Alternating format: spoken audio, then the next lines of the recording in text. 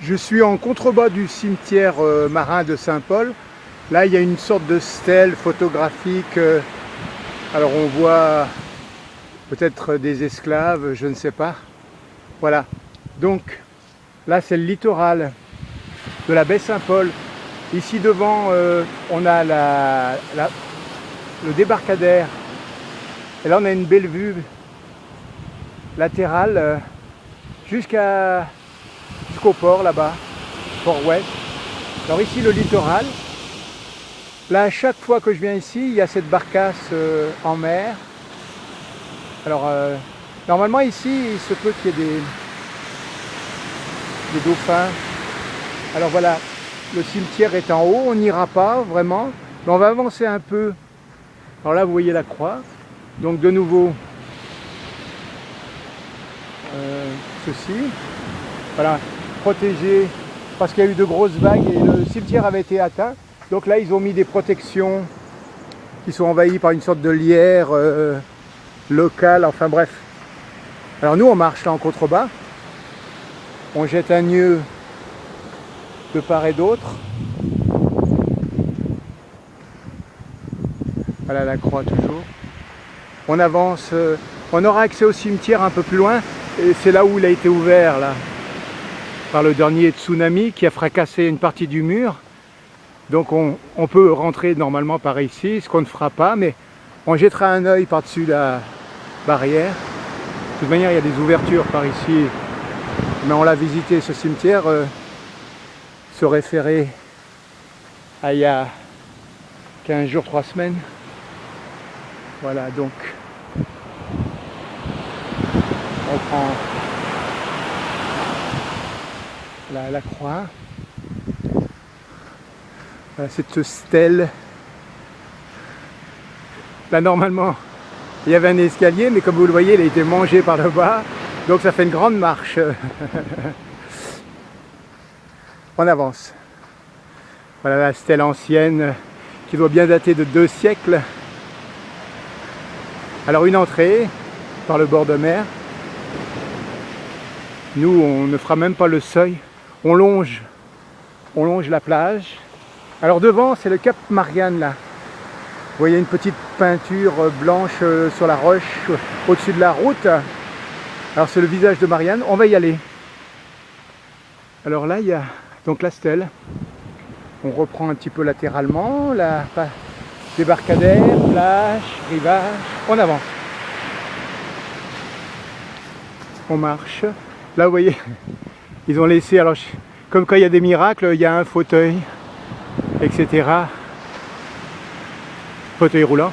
Voilà, là, il y a une... Voilà, ce mur a été détruit donc par le dernier tsunami qui date maintenant de quelques temps, quelques années. En fait, ils ont trouvé ici des ossements. C'est pour ça qu'ils ont fait la stèle que vous avez pu voir tout à l'heure, là, enfin la stèle hommage. Bon, la dernière fois que j'étais venu, voilà, et ouais, voilà, les tombes se sont retrouvées vraiment ouvertes. Voilà, ça s'est ouvert donc entre ce mur-ci et ce mur-là, sur une vingtaine de mètres, dirait-on. Voilà, donc là, on a accès au cimetière par la plage. Donc quand on veut rentrer de nuit pour faire une messe noire, ce que je ne conseille à personne. Voilà. Voilà, donc on voit ça ici. On avance. Voilà, on est à 50 minutes du coucher de soleil là. Donc on espère le voir par en dessous tout à l'heure. Bon, nous on avance. Voilà, ah bah attends, gentiment. On va quand même se rapprocher du mur. Voilà, c'est une vue que je n'ai pas pratiquée.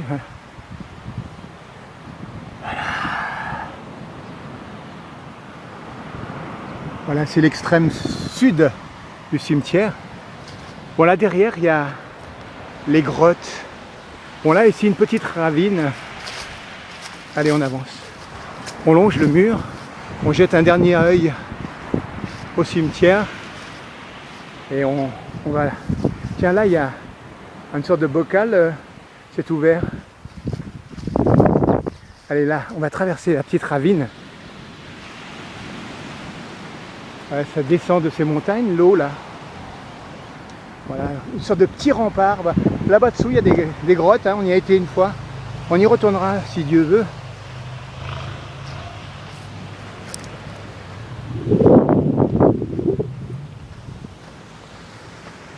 Voilà, la ravine. Là donc c'est la route qui conduit à Bukak-Anot qui se trouve derrière le Cap Laousset là-bas. Voilà la petite ravine. Il y aurait à faire en remontant ces ravines.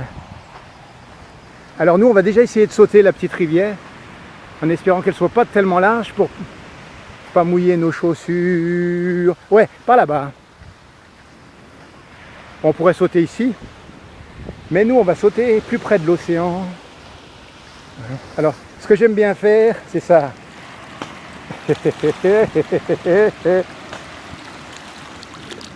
Ouais, enfin vous le voyez peut-être pas, ouais. Bref, j'aime casser les rebords.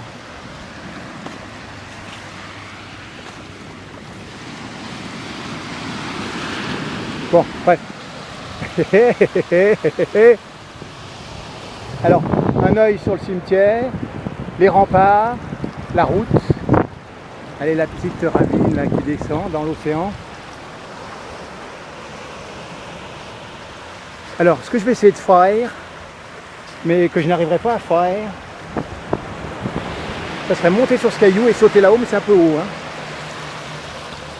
Alors, ce qu'il me reste à faire, déjà, je me rapproche de l'océan.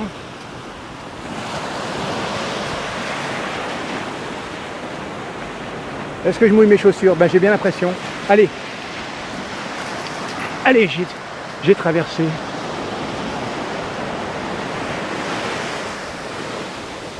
Donc on se rapproche joyeusement.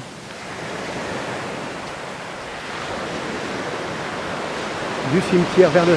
Alors je vous la filme la Marianne là parce que il y a encore 2 minutes 40 avant que ça se termine.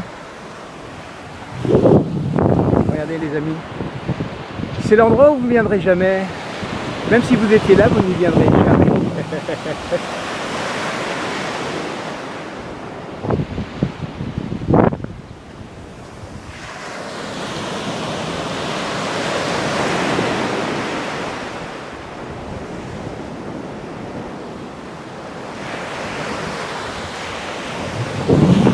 La passerelle, vous voyez, assez loin.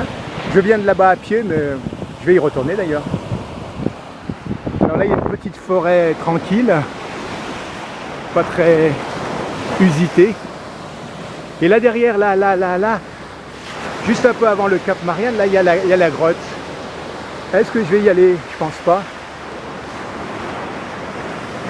Je me surprends toujours un peu. C'est les petites surprises, mais c'est une question de timing parce que j'ai quand même quelque chose à faire dans 1 heure. Et même avant, et comme il faut plus de 30 minutes pour retourner par là-bas. Alors, allez.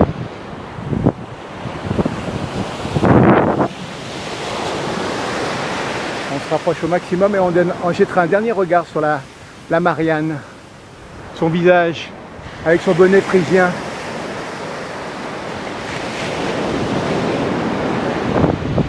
Voilà, là aussi ça a été attaqué par les gros rouleaux. On avance. Intéressant ou pas, j'avance. Allez, je vous montre un peu pour ceux qui vivent dans le béton et qui ne se prennent jamais près des fleuves. Allez, je vous montre un peu la vague. Voilà, quand vous imaginez que la Réunion c'était des arbres jusqu'au bord là. Là c'était là. La Réunion était une grosse forêt qui en moins de 100 ans a été très entamée. Mais ça donne une idée de ce que ça pouvait être quand les gens ont débarqué là il y a 350 ans. Voilà. On vient de fêter le 350e anniversaire. Voilà, alors, comme je disais, notre dernier regard, ce sera sur la Marianne. Et nous arrêterons